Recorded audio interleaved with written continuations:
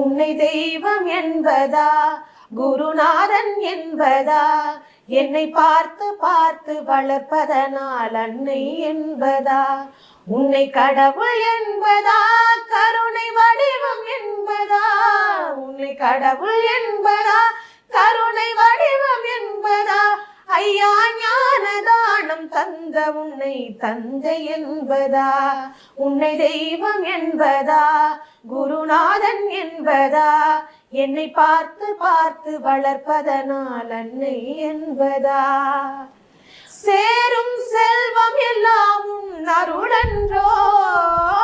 பாடும் பாடல் எல்லாம் உன் தயவன்றோ,